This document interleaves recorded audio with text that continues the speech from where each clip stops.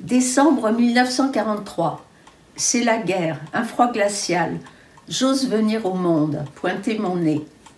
Silence. Suite de guerre. Opprobre jeté sur ma mère, nos mères. Me souviens.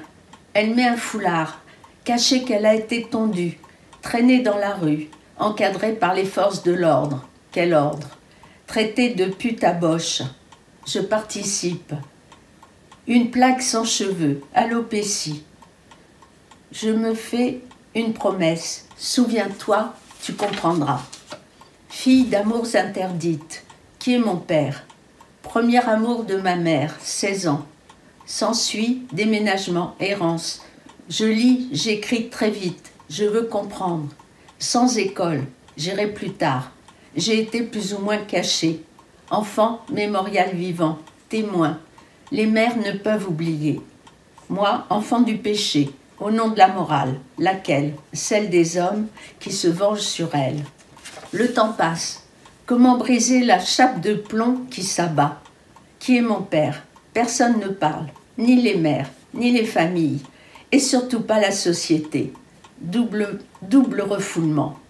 Condamné à inventer mon histoire, je tire le moindre fil, les indices. Je parviens à une version plausible. Elle s'avère plus tard juste. Je ne suis pas folle.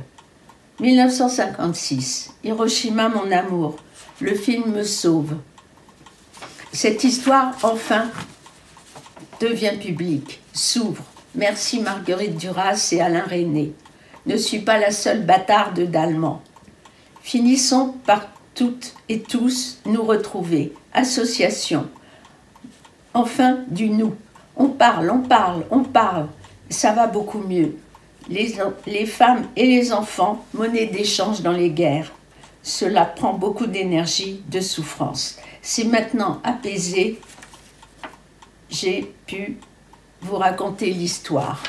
Peut-être vous n'avez pas compris. Mais, c'est la situation dans laquelle nous étions, ne pas comprendre. Encore un souvenir, la neige, épaisse, craquante, et une fleur, fragile, délicate, puissante, éclate un perce-neige. C'est mon emblème.